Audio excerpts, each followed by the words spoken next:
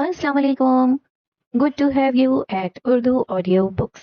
हाजिर खिदमत है मेहरुनिसा शाहमीर का नॉवेल बिस्मिल, एपिसोड 12। निकाह आज होगा सैनी। खबर एक हथौड़े की मानिंद उसके सर पर बरसी थी। चंद पल के लिए तो जीनिया हाकिम सांस भी न ले सकी। दरवाजे की चौखट पे खड़ी कूंज भी उसके जितनी ही हैरान थी, लेकिन नहीं, उसकी सांस यूं नहीं रुकी थी। किसी ने उससे अब्दुल्ला थोड़ी छीना था। अम्मा, ये क्या कह रही हैं? जीनिया ने खाली खाली नजरें उठाकर अपनी माँ को देखा, वो जो उससे जरा ही फासले पे बैठी थी। उन्होंने आगे बढ़कर बेटी का हाथ थाम लिया। बालाज को कल सुबह सवेरे सऊदी अरब निकलना है। उसके मालिक ने उसके लिए टिकट भेजी है और वो बता रहा था कि उसका मालिक सख्त बीमारी में बिस्तर से लग चुका है। अगर बालाज कल तक ना गया तो उसकी जगह किसी और को भेज दिया जाएगा। बोलते बोलते वो रुकी। जीनिया की जख्मी नजरों में देखा, फिर धीरे से इजाफा किया। ये निकाह की शर्त भी हमने रखी है, वरना वो तो अभी के अभी कराची के लिए निकल रहा था। जो निकाह 4 दिन बाद होना है वही अगर आज हो जाए तो क्या हरज है गोदी। मोहब्बत का तर्ज तखातुब। बात आज या कल की नहीं है अम्मा, बात मेरी है। अब्दुल्ला से मेरा रिश्ता भी एक मुआहिदा था और बालाज से शादी भी एक मुआहिदा। मेरी कुर्बानी कब तक देते रहेंगे आप लोग? उसका लहजा बुलंद हुआ।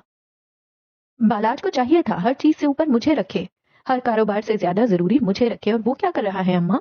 वो मेरे साथ मुआहदे कर रहा है। न जाने कहां से चंद आंसू उसकी आंखों में भर आए, लेकिन मजाल है रोज ढीठ ने गिरने दिए हों। तुम्हें मसला किस बात से है जैनी? अब्दुल्ला वाले मुआहदे के टूटने से या फिर बालाज के साथ मुआहदा बरकरार रहने से? जानती हूँ तकलीफ क्यों हो रही है तुम्हें। 4 दिन मजीद अब्दुल्ला का सोग नहीं मना सकती तुम, है ना? उनका लहजा बुलंद नहीं था, फिर भी जीनिया को अपने कान फटते महसूस हुए। हकीकत का थप्पड़ बहुत जोर से लगा था। मैं अब्दुल्ला को भूल चुकी हूँ अम्मा। यानी नहीं भूली? तंज किया गया। जीनिया बस लब भींचे आंसू रोके उन्हें देखती रही। औरत यूं चिल्ला चिल्ला कर बताती नहीं है कि वो फलां को भूल गई और फलां को याद रखा है। औरत अपने रवैये से जता देती है। जिसे भुला देती है उसका नाम तक जबान पे नहीं लाती। यूं उसे नजरअंदाज करती है जैसा उसका वजूद ही ना हो। उन्होंने चेहरा साकिन बैठी जीनिया के करीब किया। अगर तुमने अब्दुल्ला को भुला दिया होता तो आज बालात से पहले उसका नाम ना लेती। जीनिया शल रह गई। वो अपनी जगह से हिल भी ना सकी। अम्मा जिस तरह आई थी उसी तरह चली गई। जीनिया हाकिम शशतर थी। क्या माओ के पास गैब का इल्म होता है? चंद घंटे बाद मेज के करीब कुर्सी खींचकर बैठी जीनिया का चेहरा संजीदा था। मेज पे धरी डायरी में अल्फाज दर्ज करते हुए वो खुश थी। मैं जीनिया हाकिम हूँ। मैं गवादर से इस्लामाबाद जिम्मेदारियां लेकर जा रही हूँ। मैं अल्लाह से दुआ करती हूँ कि वो मुझे साबित कदम रखे, जीनिया को सुरखरू करे। वो लड़कियों के झुरमट में बैठी थी। सुर्ख रंग का भारी कामदार लखा पहने, बालों की ढीली चुटिया बनाए, सर पे माथा पट्टी और गले में दहरी, एक किस्म का रिवायती जेवर जिसे उर्दू में नौलखा हार कहा जाता है। हाथों में सोने ही के कंगन थे, कानों में भारी झुमके। वो आज हद से ज्यादा हसीन लग रही थी। चेहरे पे एक अलग सा निखार था। सुर्ख रंग जीनिया हाकिम के लिए बना था। लड़कियां उसके करीब झुरमट बनाए बैठी थीं। कुछ देर में उसका निकाह था। लड़कियां फरमाइश कर रही थीं। निकाह के वक्त लड़की की हर दुआ कबूल होती है। बड़ी बूढ़ियों के कौल को सच करती सारी लड़कियां अपनी फरमाइश करवा रही थीं। जीनिया मुस्कुराते हुए उनकी बातें सुन रही थी। तुम बताओ बख्तू, तुम्हारी क्या दुआ है? उसने नरमी से एक 16-17 साल लड़की को मुखातिब किया। बख्तो नामी लड़की ने चमकती आंखों से उसे देखा। मुझे शादियां मंगनी नहीं चाहिए, तुम बस अच्छा पढ़कर आना जैनी बाजी, तुम हमारे लिए रास्ते खोलोगी। उसके चेहरे पे दबा दबा जोश था। तुम खानदान की पहली लड़की हो जो दूसरे शहर जाकर पढ़ेगी। जब अम्मा ने ये बात सुनी तो मुझे कॉलेज जाने की इजाजत दे दी। अब अगर तुम कामयाब होकर आओगी तो खानदान की सारी लड़कियों के लिए कामयाबी के दरवाजे खुल जाएंगे। वो छोटी सी लड़की बहुत बड़ी बात कह रही थी। जीनिया ने मुस्कुराकर आंखें झपकाईं, गोया तसल्ली दी हो, गोया खानदान की सारी लड़कियों का बेड़ा अपने सर पे उठा लिया हो। मैंने हर रिश्ते के साथ वफादारी निभाई है, चाहे वो अब्दुल्ला हो, अब्बा हो, बशर हो, या फिर जीनिया हाकिम खुद। अब्दुल्ला अब अगर कभी वापस आएगा तो कम से कम मेरी गर्दन उसके सामने झुकी हुई ना होगी। मैंने अब्दुल्ला के तमाम फराइज अदा किए। मैंने उसके साथ वफादारी निभाई। उसने मुझे खोकर अपनी सारी उम्र को खसारा किया। हाँ, मेरे दिल में एक कसक सारी जिंदगी रहेगी। अब्दुल्ला आ जाता तो मेरी फेरी टेल भी सच होती। परियों की कहानी पे मेरा यकीन बढ़ जाता। लेकिन शायद कुछ लड़कियों के लिए मलिकाए बद की कहानियां लिखी जाती हैं, जहां मोहब्बत, हमसफर, उम्मीदें, सब कुछ शहजादी खुद होती है। उसके लिए कोई शहजादा नहीं होता। आज मैं जीनिया हाकिम अपने दिल से अब्दुल्ला की तमाम यादें निकाल रही हूँ। मैं बालाज मीर की जिंदगी में प्योर होकर जाऊंगी। अब्दुल्ला कबाब तमाम हुआ।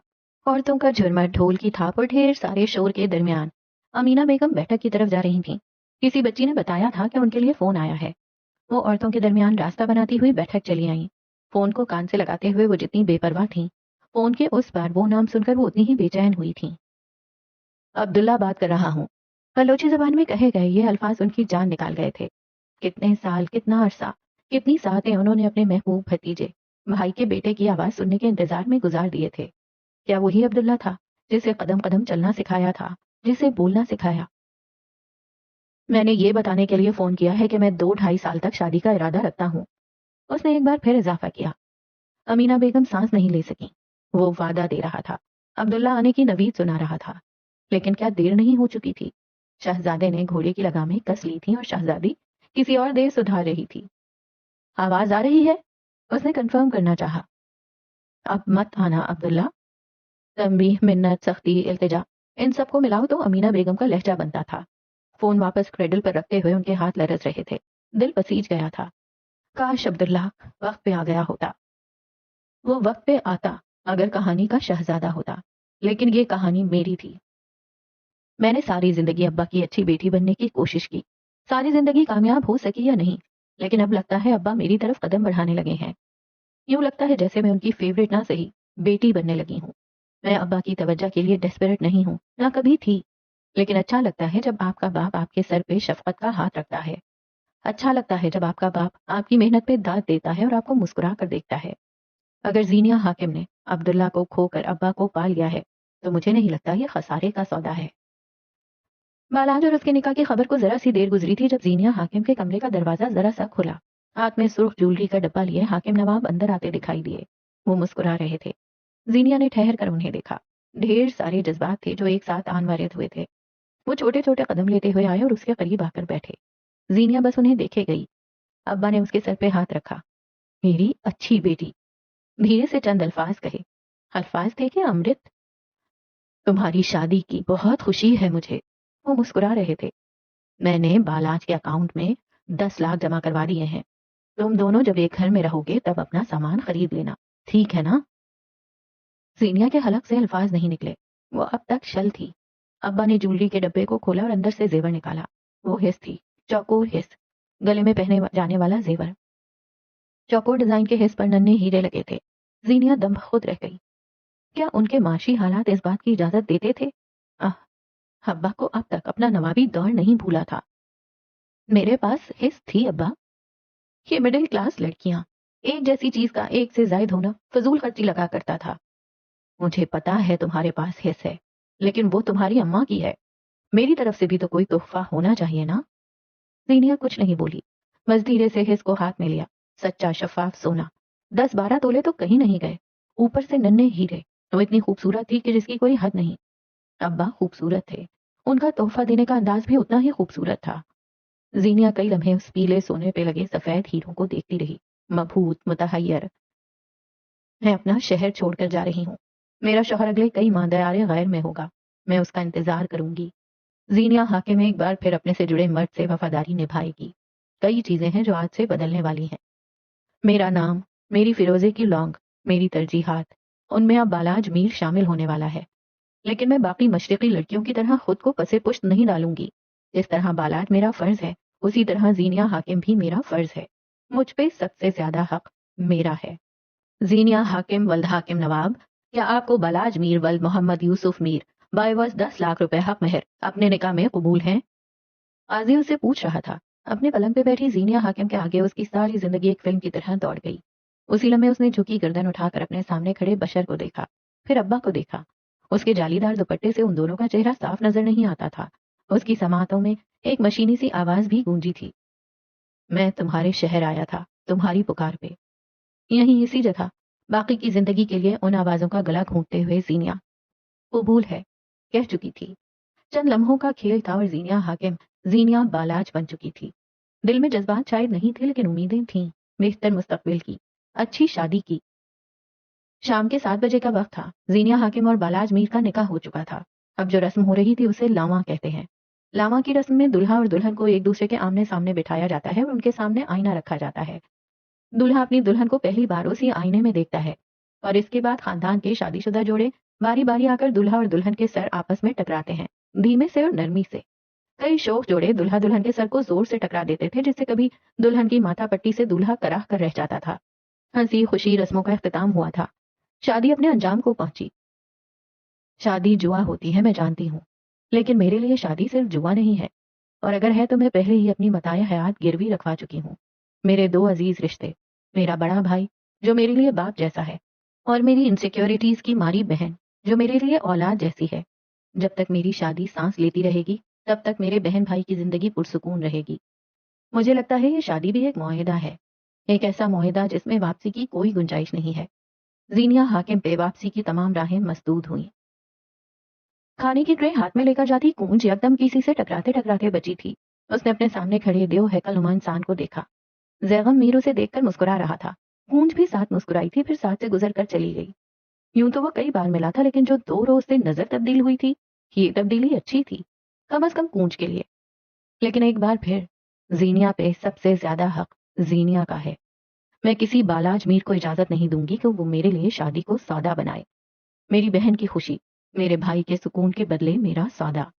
بالاج میر، ایسا کبھی نہیں ہوگا۔ نکاح لاما کے بعد ایک چھوٹی سی رسم ہوئی جس میں تمام گھر والے شریک رہے۔ انگوٹھی دودھ اور گلاب کی پتیوں کے درمیان سے بالاج نے پہلے ڈھونڈ لی۔ اس کی بہنیں شور مچا رہی تھیں، وہ مسکرا رہا تھا۔ پھر بالاج نے زینیہ کے آگے اپنی چوڑی ہتھیلی پھیلائی۔ سنہری آنکھوں والی لڑکی نے سر جھکائے رکھا۔ بشر نے اس کا ہاتھ بالاج کے ہاتھ میں دیا۔ بالاج نے سر کے خم سے گویا شرف قبول کیا ہو۔ اس نے ایک زرد انگوٹھی زینیہ کی انگلی میں پہنانی چاہی۔ زینیہ کے لبوں سے کراہ نکلی جو شور میں دب کر رہ گئی۔ انگوٹھی تنگ تھی۔ زینیہ نے ہاتھ پیچھے کرنا چاہا، لیکن بالاج نے گرفت مضبوط کر دی۔ اس نے ایک بار پھر انگوٹھی پہنانی چاہی۔ زینیہ کو لگا تھا اس کی جلد چھل گئی ہو۔ اس نے ایک بار پھر ہاتھ پیچھے کرنا چاہا، لیکن بالاج نے اس کی کوشش کو ناکام کرتے ہوئے جارحانہ انداز میں انگوٹھی اس کی انگلی میں پہنا ہی دی۔ کسی اور نے زیادہ غور نہیں کیا، مگر زینیہ کی انگلی کئی لمحے تک سن رہی۔ اس کی انگلی میں اس قدر جلن ہوئی تھی کہ الامان۔ کچھ دیر قبل امید سے بھری آنکھیں اب خالی خالی تھیں۔ دس از ناٹ جسٹ اے رنگ، دس از کمٹمنٹ۔ اور کمٹمنٹ بعض دفعہ تکلیف دہ ہوتی ہے نا۔ وہ اس کی طرف جھک کر سرگوشی کر گیا۔ وہ مسکرا رہا تھا۔ آس پاس کھڑے سب لوگ اسے مبارکباد دے رہے تھے۔ زینیہ مسکرا بھی نہ سکی۔ چند منٹ بعد باراتی واپس جا رہے تھے۔ بالاج اور زینیہ حاکم کے درمیان کوئی ملاقات نہیں ہو سکی تھی۔ میں جلد واپس آؤں گا، زینیہ بالاج میر۔ رات کے کسی پہر یہ پیغام زینیہ کو موصول ہوا تھا۔ زینیہ ساری رات اس کے لمس کو محسوس کرتی رہی۔ نرم لمس نہیں، جلانے والا۔ عورت کو ذرا سی بات بھی کہاں بھولتی ہے۔ ایک ہفتے بعد، ایک ہفتہ سکون کی علامت رہا تھا۔ زینیہ کے نکاح کے 4 دن بعد بشر حاکم کا نکاح ہوا تھا۔ حاکم نواب خوش تھے، بے حد خوش۔ زندگی سے جو کچھ انہوں نے چاہا تھا وہ سب مل رہا تھا۔ ان کے دونوں بچے ان کی مرضی کی شادیاں کر چکے تھے۔ یہ پورا ہفتہ زینیہ کو بس ایک ہی بے چینی رہی، پرواز کی، بلندیوں کی۔ یہ پورا ہفتہ بشر حاکم کو بس ایک ہی بے چینی رہی، اپنے کمرے میں ایک نفس کے اضافے کی اور اس سے بات کرنے کی۔ نہ جانے اس لڑکی کا کیا مسئلہ تھا، ہر کام میں گھسنے کی کوشش کرتی تھی اور ایک تو بولتی بہت تھی۔ اس وقت بشر اپنے کمرے میں پلنگ پہ بیٹھا تھا، تاج سے ٹیک لگائے، پیر لمبے کیے، گھٹنوں پہ لیپ ٹاپ رکھا تھا اور کانوں میں ایئر پوڈز۔ کچھ ہی وقت میں وہ زینیہ کو چھوڑنے اسلام آباد جانے والا تھا، بس ذرا یہ فلم دیکھ لے۔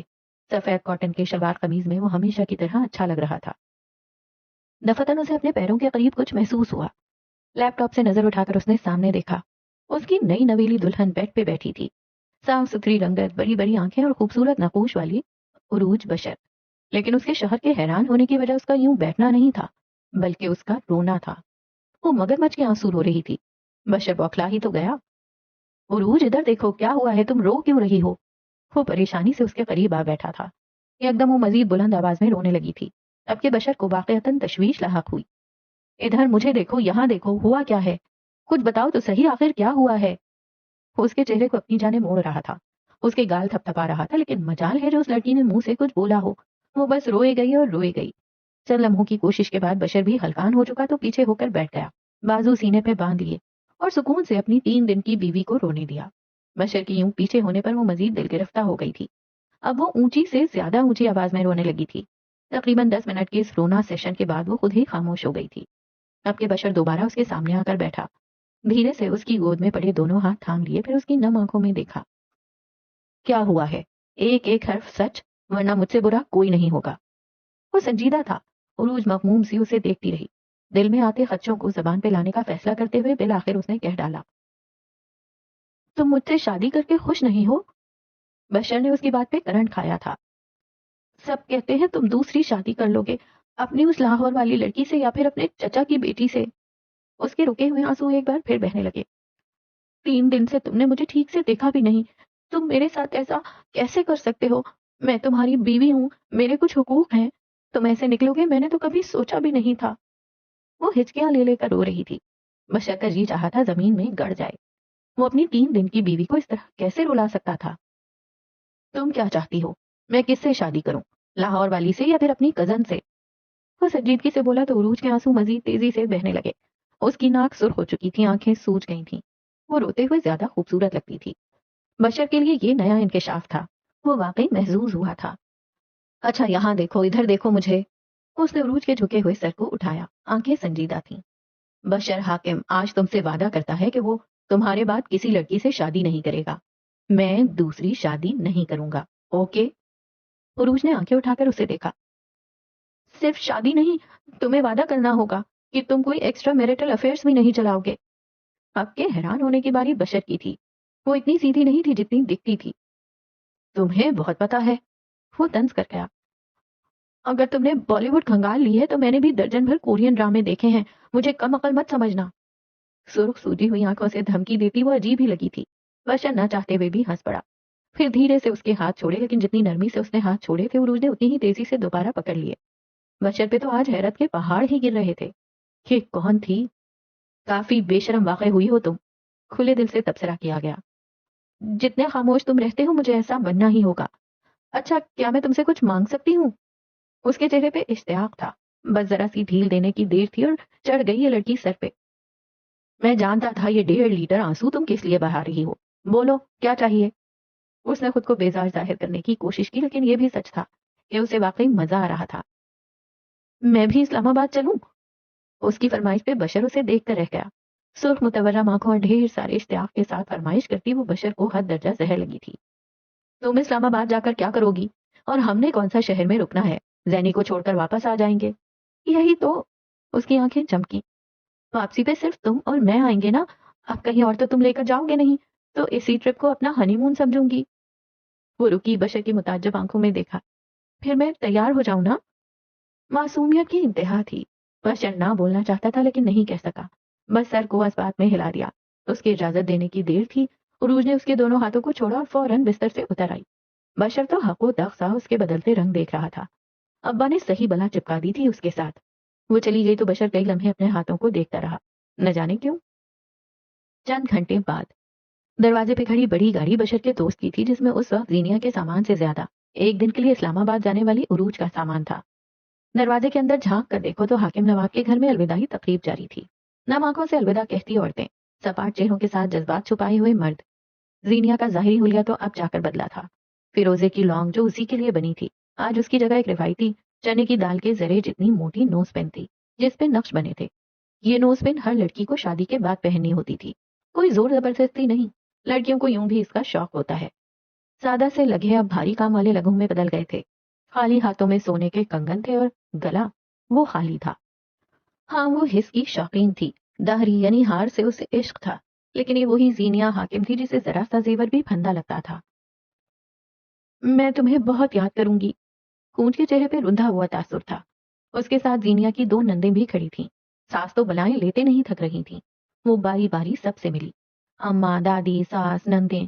کونج کو گلے لگاتے ہوئے بھی اس کا چہرہ بے تاثر رہا۔ تم کتنی ڈھیٹ ہو زینی، تمہیں ذرا بھی رونا نہیں آ رہا؟ اسے گلے سے لگائے کونج نے شکوہ کیا۔ Good boys aren't hard for me, وہ نرمی سے کہتے ہوئے جدا ہوئی۔ کونج اب بھی رو رہی تھی، بار بار نم آنکھوں کو رگڑ رہی تھی۔ انہی آنسوؤں، دعاؤں اور سلامتیوں کے درمیان زینیا حاکم باہر گاڑی میں آ کر بیٹھی تھی۔ گوادر کی سڑکوں اور حسین سورج نے اسے الوداع کہا تھا۔ بلوچستان کی فضاؤں نے ایک مہمان اسلام آباد کی یخ بستہ ہواؤں کے سپرد کیا۔ سنہری آنکھیں ایک نئے سفر پر روانہ تھیں۔ آنکھیں چمک رہی تھیں، دل دھڑک رہا تھا۔ سیٹ کی پشت سے ٹیک لگائے ہوئے اس نے آنکھیں موند لیں، بلندیوں کی سمت، کیونکہ مجھے اسی لیے بنایا گیا ہے۔ اس کے لب ہولے سے پھڑپھڑائے تھے۔ تقریباً 29ویں بیل پہ کال اٹھا لی گئی۔ بشر نے ڈھیر سارا غصہ، ملامت، غیرت اندر اتاری۔ کئی لمحوں بعد وہ بولا تو اس کی آواز ہلکی تھی۔ آ جاؤ عبداللہ، ایسا نہ ہو کہ دیر ہو جائے۔ اپنے آفس میں گلاس وال کے قریب صوفہ رکھے بیٹھا قیس باہر نظر آتے شہر کو دیکھ رہا تھا. لبوں میں سگار دبا تھا, آنکھیں پرسوچ تھیں. اپنے نام کی پکار پہ وہ چونکا نہیں. ویسے تو تم میرے کزن ہی ہو, لیکن میں نہیں جانتا تھا کہ تم لوگوں نے غیرت بیچ کھائی ہے. دوسری جانب بشر نے یقیناً ضبط کیا ہوگا. میں غیرت مند ہوں, تبھی تم سے کہہ رہا ہوں اپنی امانت لے جاؤ. اس کا دل مت دکھاؤ. تم چاہے اسے ساری زندگی ہم سے نہ ملنے دینا, ساری زندگی اس کی شکل نہ دکھانا, لیکن اس کا دل مت توڑو. سامنے سے منت کی گئی. قیس نے آرام دہ ہو کر صوفے کی پشت سے ٹیک لگا لی, ڈھیر سارا دھواں لبوں سے آزاد کیا. ایسی ہی منت سماجت, دل گرفتگی, بے قراری اور ذلت تمہاری ماں یعنی میری عزیز پھپھو نے بھی دیکھی تھی. کئی بار تو میں نے خود انہیں تمہارے باپ کو پیغام بھیجتے دیکھا تھا. تمہارے باپ نے میری پھپھو کو رلایا تھا, مجھ پہ فرض ہے کہ میں تمہاری بہن کو رلاؤں. وٹے سٹے کی شادیوں میں تو ایسا ہوتا ہے نا. دوسری جانب بشر خاموش ہو گیا تھا. شاید اسے غصہ آیا تھا, شاید بے بسی محسوس ہوئی تھی, یا شاید غیرت. کئی لمحے بعد اس کی آواز مستحکم تھی. یعنی تم نہیں آؤ گے؟ پھر تیار رہنا, میں اس کے نام سے عبداللہ ہٹا رہا ہوں. قیس نے تیزی سے گردن اٹھائی, آنکھوں میں ڈھیر ساری سختی اتر آئی, گردن کی نسیں تک ابھر آئیں. اگر تم نے ایسا سوچا بھی تو میں تمہاری لاش کے ٹکڑے سمندر میں بہاؤں گا. وہ اتنی سختی سے بولا تھا کہ بشر تنزیہ مسکرایا. اب اگر تم آئے تو تمہاری موت میرے ہاتھوں ہوگی عبداللہ. اگلے ہی لمحے کال کٹ گئی تھی. قیس نے بیزاری سے موبائل کان سے ہٹایا. آج کل یہ لوگ کچھ زیادہ سر چڑھ رہے تھے, کبھی یہ بشر تو کبھی اس کا باپ, لیکن اس نے خود بھی تو کال کی تھی. اس کے بارے میں سوچ کر وہ مسکرایا, گو کہ اس کی آواز یادداشت کا حصہ نہیں بنی تھی. اس کا چہرہ, اس کی خوبصورتی کچھ بھی معلوم نہیں تھا, لیکن وہ کال کرتی تو زیادہ اچھا لگتا. سگار کے دھوئیں اڑاتا, ماضی کے گرداب میں پھنسا شخص مستقبل کے منصوبے بنا رہا تھا. قیسم خوابوں کی عمارت, بلندیوں کی عمارت. اس عمارت کو بنانا قیس کا خواب تھا, اور اب یہی عمارت کئی لوگوں کے خواب پورے کرتی تھی. شیشے کی یہ عمارت سانس جاری رکھنے کو کھانا دیتی تھی. ہوائیں اس عمارت کو ٹھنڈے جھونکے بخشتی تھیں, اور سورج اس عمارت پہ تپش نہیں برساتا تھا. شام کا وقت تھا, اسلام آباد کا آسمان جبر آلود تھا. ٹھنڈی ہوائیں شہر کا احاطہ کیے ہوئی تھیں. ایسے میں عمارت کے اندر قدم دھرتے ہوئے, سیڑھیاں چڑھ کر اپنی توانائی خرچ کرتے ہوئے شیشے کے اسٹوڈیو میں آؤ تو قیس گمبھیر تمہیں پورے قد کے ساتھ صوفے پہ لیٹا نظر آئے گا. اس کے سامنے ایک بار پھر وہی سرخ گاؤن تھا. وہ لمبے صوفے پہ نیم دراز تھا, سینے پہ اسکیچ بک رکھے, ساتھ رکھی چھوٹی سی میز پہ رنگین پینسل رکھے, اور کان کے اوپری طرف ایک پینسل لٹکا رکھی تھی. گھونگھریالے بال آج ماتھے پہ گر رہے تھے.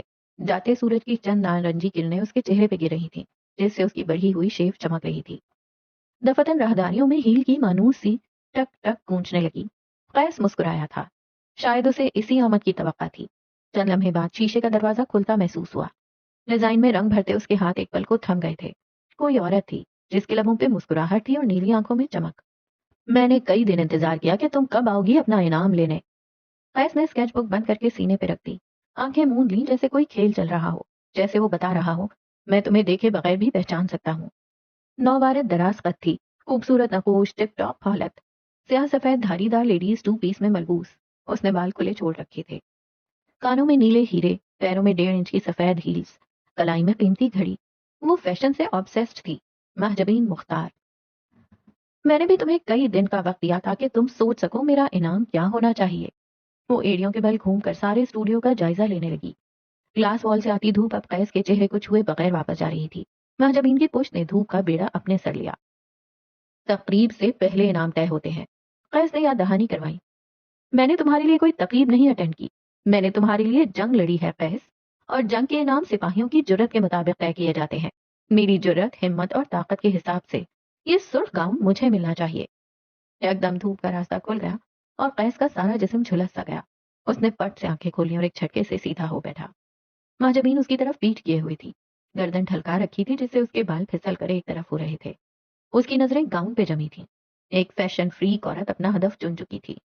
اس کے علاوہ کچھ بھی. پیشکش دی گئی, آنکھوں میں بے چینی تھی. اس کے علاوہ کچھ بھی نہیں. پیشکش رد کی گئی, آنکھوں میں فیصلہ تھا. یہ طے نہیں ہوا تھا مہجبین, تنبیہ تھی یہ. جنگ جیت کر آنے والوں کو منہ مانگے انعام دیے جاتے ہیں, ضد تھی یہ. کئی لمحے قیس خاموش رہا, گویا فیصلہ لینے کو وقت لیا ہو.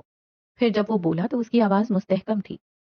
جنگ چاہے سپاہی کی محنت سے جیتی گئی ہو, چاہے افسر کے سینے پہ لگے تیروں سے, کریڈٹ سپہ سالار کو ملتے ہیں. اس جنگ کا سپہ سالار میں تھا. مہجبین اس کی جانب مڑی. قیس اب بھی کہہ رہا تھا, سپاہیوں کے حق میں مال غنیمت اور چند عنایات آتی ہیں, تمہارے حصے کی عنایات طے ہیں. مہجبین مسکرا رہی تھی. سر سے پیر تک سجی ٹپ ٹاپ سی لڑکی کو بھلا عنایات کی کیا ضرورت؟ اگر یہ نہیں تو ساری دنیا نہیں۔ آنکھیں کچھ جتا رہی تھیں، تنی ہوئی گردن میں زوم تھا۔ اگر میں انکار کروں تو؟ وہ صوفے سے اٹھ کر اس کے قریب آیا۔ جیسے 2 سال پہلے کیا تھا۔ وہ ہنوز مسکرا رہی تھی، پرتپش سرد مسکراہٹ۔ وقت کے دریا میں بیٹھی کشتی کے چپو گھماؤ، لہروں کے دوش پہ تیرتے ہوئے پیچھے جاؤ تو 2 سال پرانا منظر تمہاری آنکھوں کے آگے ہے۔ 2 سال پہلے منظر تھا قیس کا آفس، سرمئی سفید دیواروں والا آفس، پاور چیئر پہ بیٹھا قیس، میز پہ رکھے کافی کے بھاپ اڑاتے مگ، اور میز کے اس پار بیٹھی مہجبین مختار، ہمیشہ کی طرح ٹپ ٹاپ اور تیار۔ میں عورتوں کے کپڑے ڈیزائن نہیں کرتا میڈم۔ اس نے احتراماً میڈم کا اضافہ کیا۔ میں نے دنیا کے ہر برانڈ کو پہنا ہے، چاہے سستا ہو چاہے قیمتی۔ میں نے قیسم کے کپڑے بھی پہنے ہیں، لیکن وہ آگے کو جھکی۔ میں نے قیس کے بنائے کپڑے نہیں پہنے۔ کیا تم چاہتے ہو میں اپنے سرکل میں آدھی ادھوری تصور کی جاؤں؟ اور ایک بات اور، کیا تمہیں لگتا ہے میں تمہیں خرید نہیں سکتی؟ تم قیسم سے کچھ بھی خرید سکتی ہو، لیکن مہجبین مختار، میں چاہتا ہوں تم قیسم سے کماؤ۔ یہاں خریدنے والے بہت آتے ہیں، جب تم قیسم پہنو تو خرید کر نہیں، کما کر پہنو۔ وہ اگر فیشن فریک تھی تو قیس فیشن شناس ڈیزائنر۔ ڈیزائنر بڑے مین ہوتے ہیں، جن کے لیے ان کا دل نرم پڑا ان کے لیے شاہکار بنا دیں گے، اور جن سے دل کھٹا ہوا ان کے لیے بنائے گئے شاہکار کو بھی ردی کا ٹوکرا بنا دیں گے۔ اگر تم مجھ سے ضد کرو گی، میرے پاس بار بار آؤ گی، تو شاید میں تمہارے لیے کچھ ڈیزائن کر بھی دوں، لیکن وہ محض ایک ڈیزائن ہوگا، آرٹ نہیں۔ آرٹ بنتا ہے دل سے یا پھر ٹوٹے دل سے۔ مجھے کس چیز کا انتظار کرنا ہوگا؟ دل ٹوٹنے کا یا دل سے بنے آرٹ کا؟ نیلی آنکھوں میں تجسس تھا۔ قیس کا دل کوئی نہیں توڑ سکتا، تمہیں دل سے بنے ڈیزائن کا انتظار کرنا ہوگا۔ آجبین نے نزاکت سے ہاتھ چلایا۔ مردوں کے دل سے بھلا کون نا واقف ہے؟ اس کی آنکھیں چمکی۔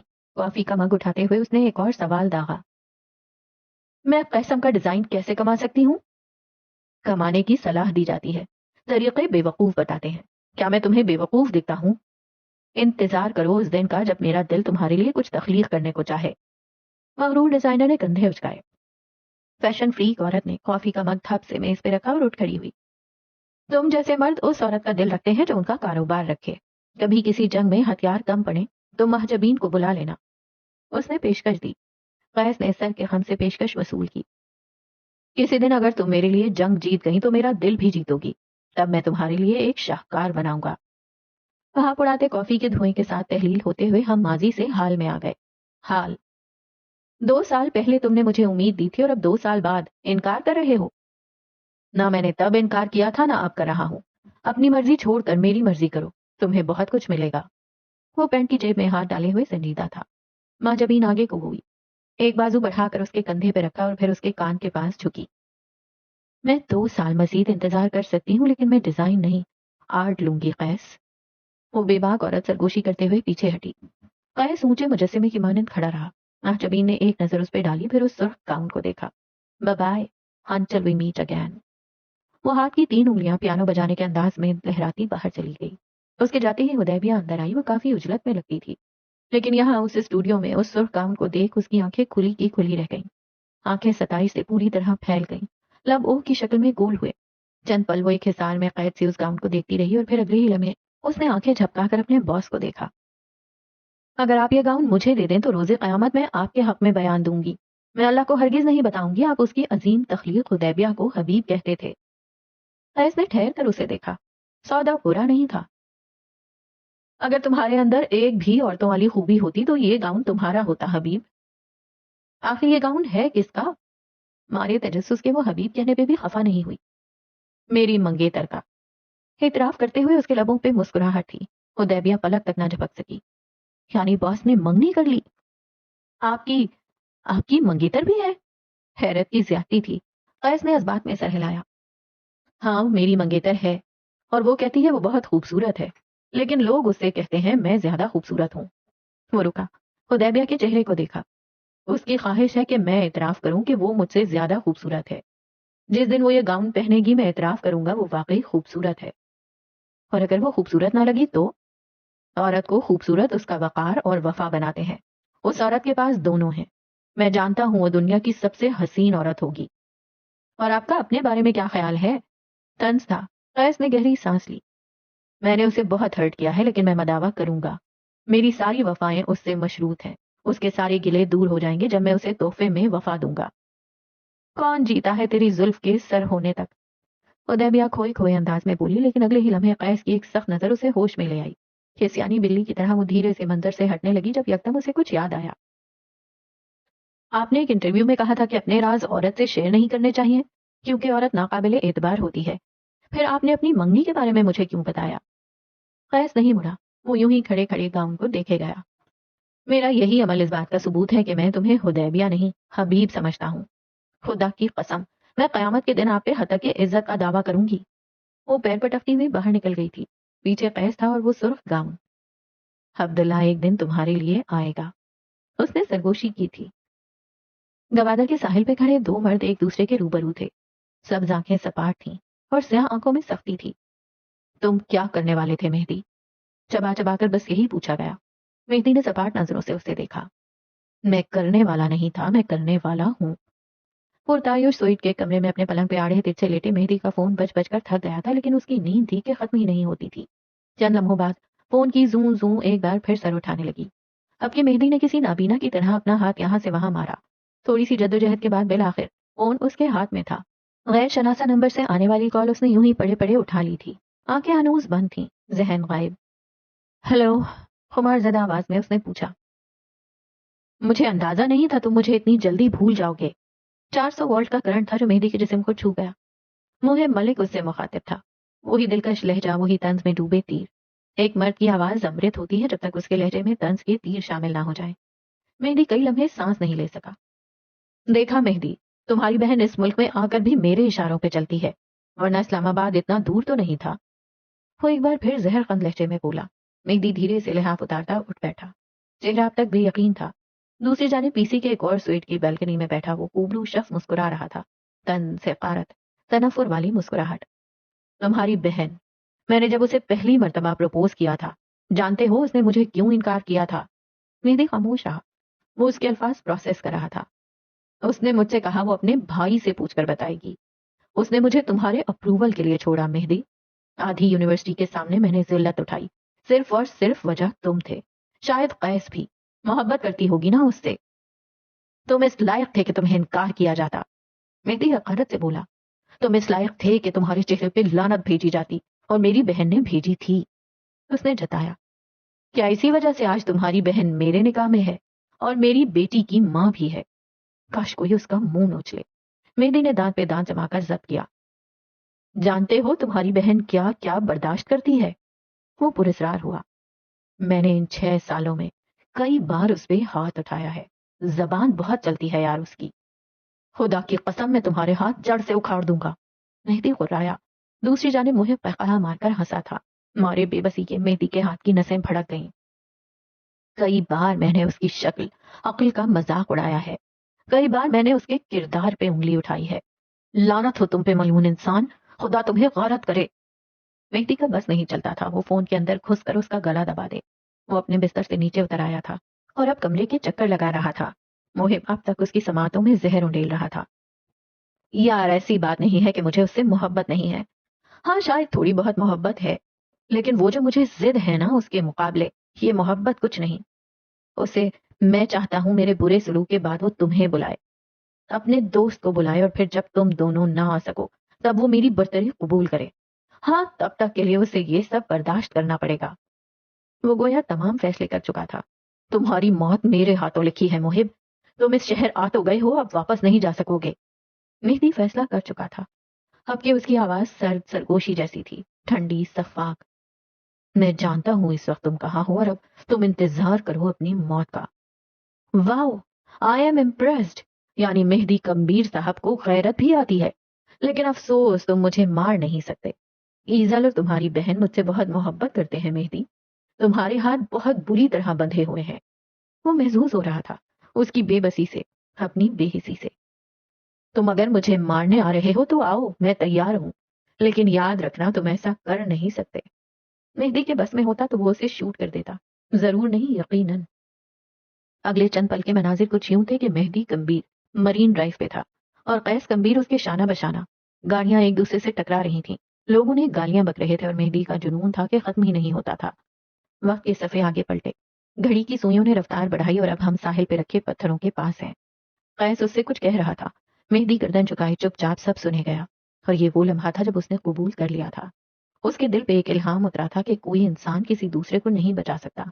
اس کی بہن ایک برے مرد کے ساتھ رہ رہی تھی تو یہ اس کی چوائس تھی۔ کبھی کبھی لوگوں کو ان کے حال پہ چھوڑ دینا چاہیے، شاید تبھی وہ اپنا حال تبدیل کر سکیں۔ رات سر پہ آئی تو اسلام آباد نے مہمانوں کو خوش آمدید کہا۔ مہمان شہر کے مہربان موسم نے ہلکی پھوار برسائی۔ بلوچستان سے آنے والے مہمانوں کو تعظیم کی گئی۔ یہ ایک اپر کلاس کالونی کا منظر تھا۔ پورے پینٹ والا 3 منزلہ بنگلہ ایک شان سے کھڑا تھا۔ اسی بنگلے کے باہر بشر حاکم کی گاڑی کھڑی تھی۔ زینیا گاڑی کے سامنے والے شیشے سے بنگلے کو دیکھ رہی تھی، جبکہ عروج تو باقاعدہ گردن باہر نکالے باہر دیکھ رہی تھی۔ بشر نے مڑ کر ایک سنجیدہ نظر اپنی غیر سنجیدہ بیوی پہ ڈالی۔ عروج، اسلام آباد دیکھنا ہے نا؟ جاؤ باہر جا کر دیکھ لو۔ اس میٹھے لہجے پہ عروج غش کھاتے کھاتے بچی تھی۔ وہ بچوں کے انداز میں خوش ہوتے ہوئے باہر نکل گئی اور اسی پل بشر سنجیدہ ہو گیا۔ اس کا رخ اب زینیا کی جانب تھا۔ وہ بھی اسے ہی دیکھ رہی تھی۔ بشر اگلی سیٹ پہ ترچھا ہو کر بیٹھا تھا، یوں کہ وہ زینیا کو دیکھ سکتا تھا۔ وہ اسے دیکھتا رہا، تبھی زینیا نے گاڑی سے باہر سیلفی لیتی عروج کو دیکھا۔ عروج اچھی ہے نا؟ وہ زیر لب بڑبڑائی۔ ہاں اچھی ہے، بالاج بھی اچھا ہے، بشر نے تائید کی۔ اور جب تک اچھا ہے تم بھی اچھی رہنا، لیکن جب جانور بن جائے تو یاد رکھنا واپسی کے دروازے کھلے ہیں، اور یہ بھی یاد رکھنا کہ میں وہ بھائی نہیں ہوں جو خواہ مخواہ تمہاری حمایت کرے گا۔ تمہارے لیے دروازے تب تک کھلے ہیں جب تک تم حق پہ ہو۔ جس دن مجھے بالاج حق پہ محسوس ہوا اس دن فیصلہ اس کے حق میں ہوگا، ٹھیک؟ زینیا نے محض جذبات میں سر ہلایا۔ بشر بھی سنجیدہ تھا۔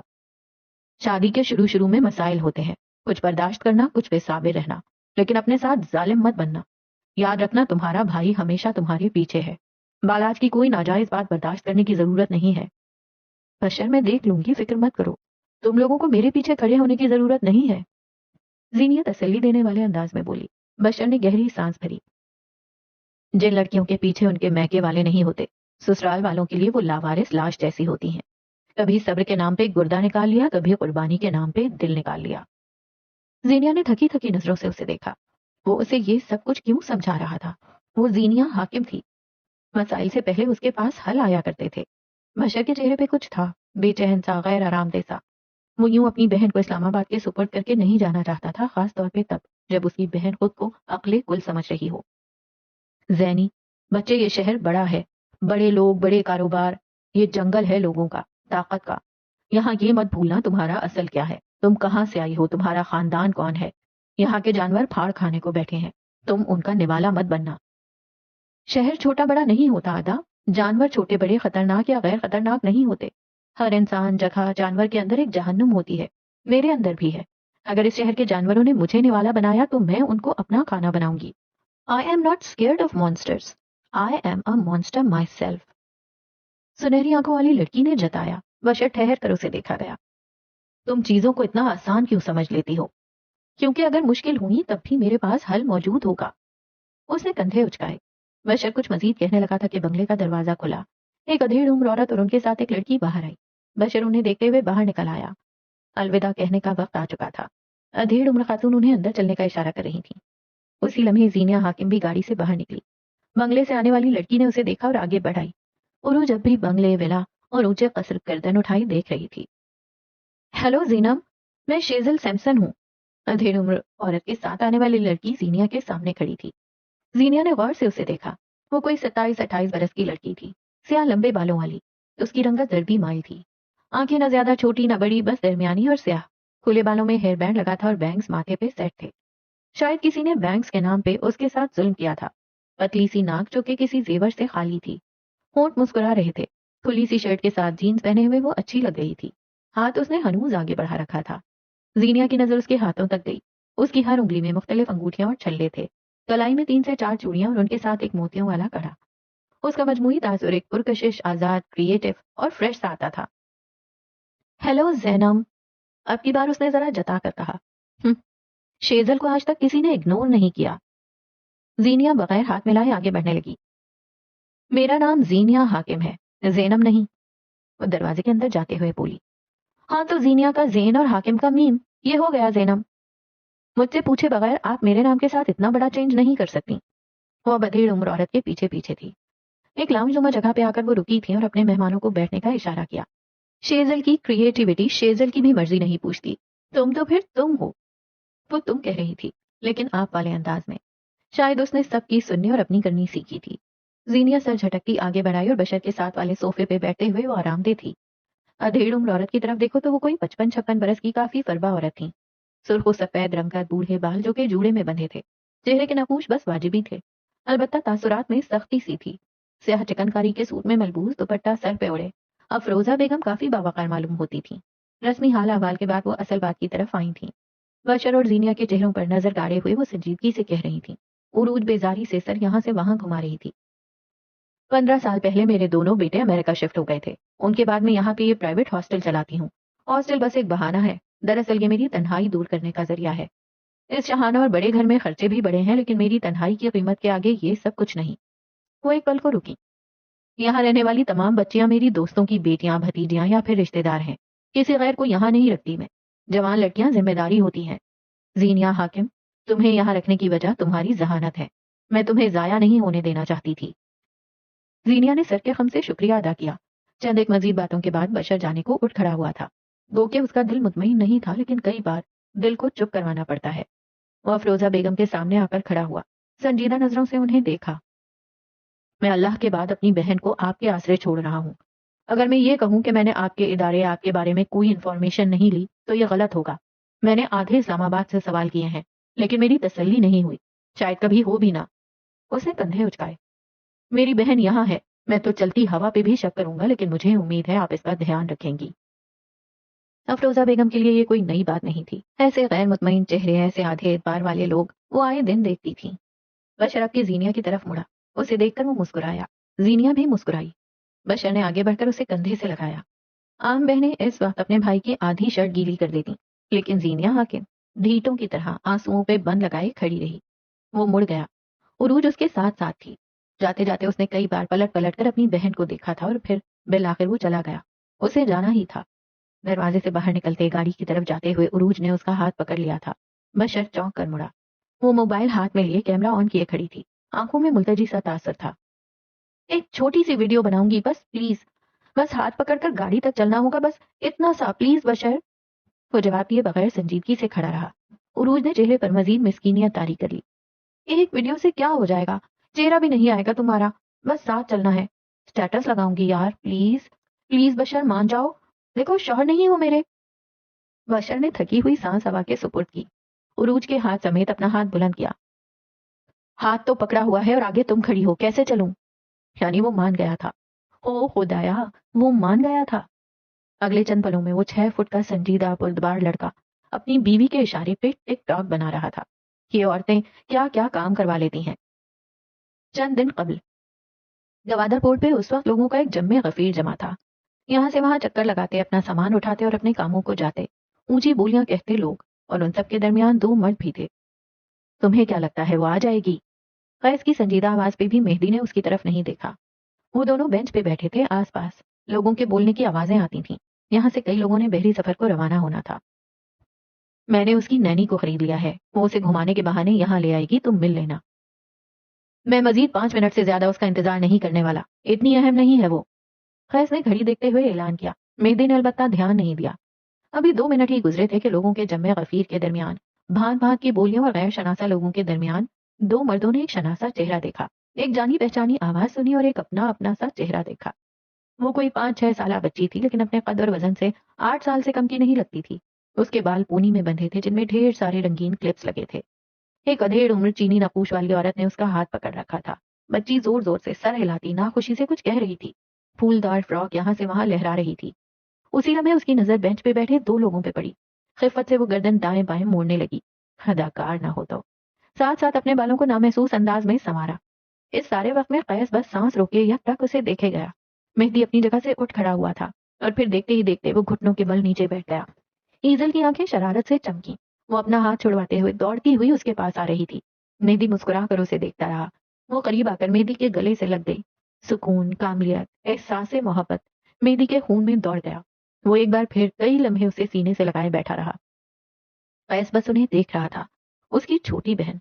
उसे आज वो बहुत शिद्दत से याद आई। मेहदी से अलग होते हुए वो अब तेज तेज बोल रही थी। पता है मैं कल रात कितना डर गई थी। پتا ہے میرے اسکول فرینڈز آپ کو کتنا پسند کرتے ہیں. ویٹ, آپ کو پتا ہے آپ کی اور میری آنکھیں ایک جیسی ہیں, سیم سیم. اچھا اچھا, ان سے تو ملو. مہدی نے دونوں کندھوں سے پکڑ کر اس کا رخ قیس کی جانب موڑا. ایزل نے بے یقینی سے منہ پہ ہاتھ رکھ لیا. او مائی گاڈ, آپ قیس ماموں ہیں نا؟ وہ منہ پہ ہاتھ رکھتے ہوئے پیچھے کو ہوئی. قیس بے اختیار مسکرایا. آئی نو آپ کے اندر بہت ایٹیٹیوڈ ہے. آئی نو آپ لوگوں سے نہیں ملتے, لیکن میں تو آپ کی بھانجی ہوں نا. نو ہگس فار می. بلا شبہ وہ اپنے باپ کی طرح بہت بولتی تھی. قیس ایک بار پھر سے کھل کر مسکرانا چاہتا تھا, لیکن وہ یوں جذبات کا اندھا تھوڑی تھا. وہ جب کچھ نہیں بولا تو ایزل نے مہدی کی طرف دیکھا. دونوں ہاتھ مہدی کے کندھے پہ رکھے وہ اس کے کان کے قریب جھکی. کہیں یہ گونگے تو نہیں؟ اسے لگا تھا اس نے سرگوشی کی ہے, لیکن قیس نے بخوبی سنی تھی. وہ خود کو سنجیدہ ظاہر کیے گردن مزید تان کر بیٹھ گیا, ٹانگ پہ ٹانگ چڑھا لی, اور آنکھوں میں مجھے کوئی فرق نہیں پڑتا والا تاثر تھا. مہدی اور ایزل نے اب کے ایک دوسرے کو دیکھا. وہ مسکراہٹ دبائے ہوئے تھا. تم اس کے لیے گفٹ لائی ہو نا؟ اینگری برڈ گفٹ سے خوش ہو جاتا ہے. اس کی بات پہ ایزل کا چہرہ کھل اٹھا. کندھے پہ لٹکا چھوٹا سا بیک پیک اتار کر اب وہ اس میں ہاتھ مار رہی تھی. قیس یوں تو ٹانگ پہ ٹانگ چڑھائی گردن تان کر بیٹھا تھا, لیکن کنکھیوں سے وہ اس کی ساری کاروائی دیکھ رہا تھا. اور پھر بالآخر ایزل محب ملک نے اپنے بیگ سے چند سکے برآمد کر لیے تھے. سرخ گالوں اور چمکتی آنکھوں سے اس نے وہ سکے قیس کی جانب بڑھائے. قیس نے اس کے ننھے ننھے بڑھے ہوئے ہاتھ دیکھے, مگر رخ موڑ لیا. مہدی کلس کر رہ گیا. اتنی اداکاری کیوں کر رہا ہے؟ ایزل نے ہار نہ مانی. وہ آگے بڑھائی, گھٹنے پہ رکھی اس کی بند مٹھی کھولی اور پھر 3 سکے اس کے ہاتھ پہ رکھے. مجھے پتا ہے آپ کو کرنسی جمع کرنے کا شوق ہے. آگے جھپکا کر تسلی دی گئی. قیس اس کی معصومیت پہ مبہوت رہ گیا. وہ آنکھوں میں امید لیے اسے دیکھ رہی تھی. Still no hugs for me.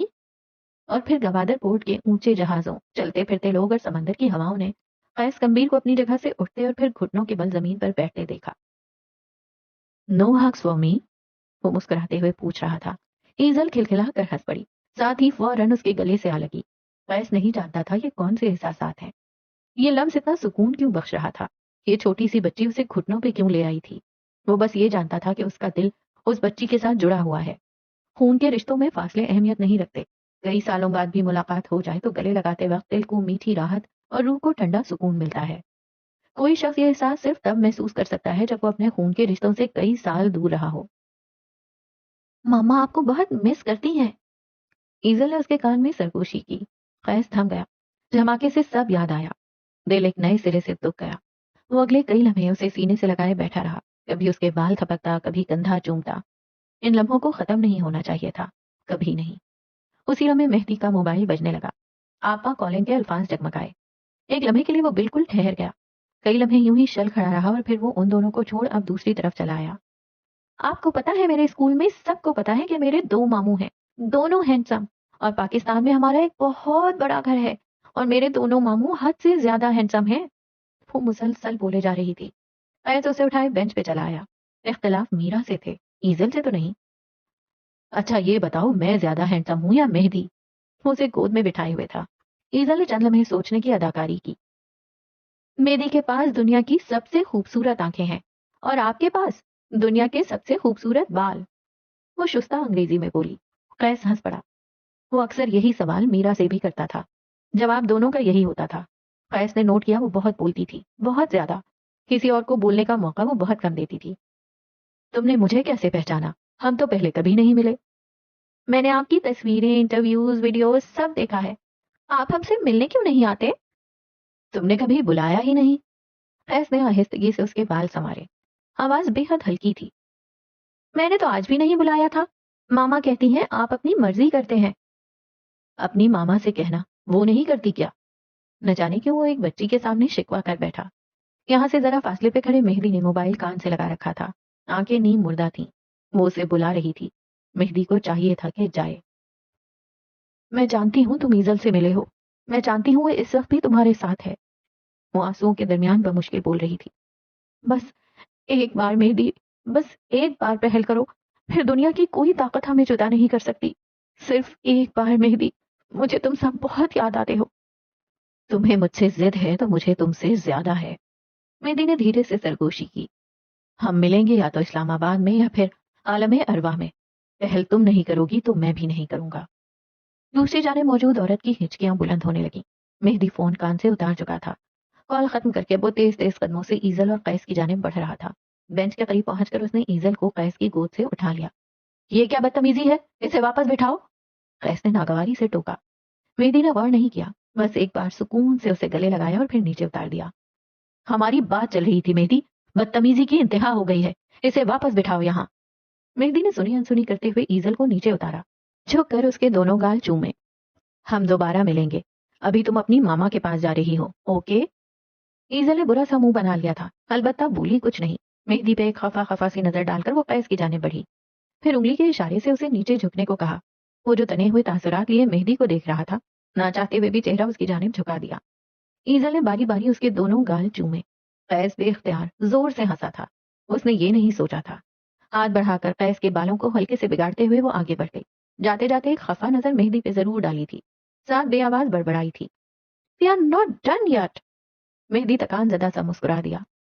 وہ چلی گئی تو قیس نے اسے دیکھا, سخت جتاتی نظریں. ہم بات کر رہے تھے, تم نے دیکھا نہیں؟ مہدی بینچ پہ اس کے ساتھ آ کر بیٹھا. کیا ضرورت تھی بات کرنے کی جب تمہیں اس سے کوئی مطلب ہی نہیں تھا؟ وہ تمہیں اتنا اٹریکٹ کیوں کر رہی تھی؟ اس نے تھکن سے گردن پیچھے پھینک دی. قیس لاجواب سا ہوا. اس کی آنکھیں مجھ سے ملتی تھیں, بس اسی لیے. اس کی آنکھیں سبز ہیں نائٹ میئر, میرے جیسی, سیم سیم. جتایا گیا. اس کے بال میرے جیسے تھے, ناک بھی اور ہاتھ بھی. قیس نے ایک اور تعویل پیش کی. مہدی دھیرے سے ہنس دیا. وہ ساری کی ساری اپنے باپ کے جیسی ہے نائٹ میئر. یعنی اس کے پاس کچھ بھی میرے جیسا نہیں ہے؟ وہ خفا ہوا تھا. مہدی ایک بار پھر مسکرایا. قیس جن کو چاہتا تھا ان کے اندر مماثلت ڈھونڈا کرتا تھا. اب جب تک نہیں ملتی اسے سکون کہاں آنا تھا.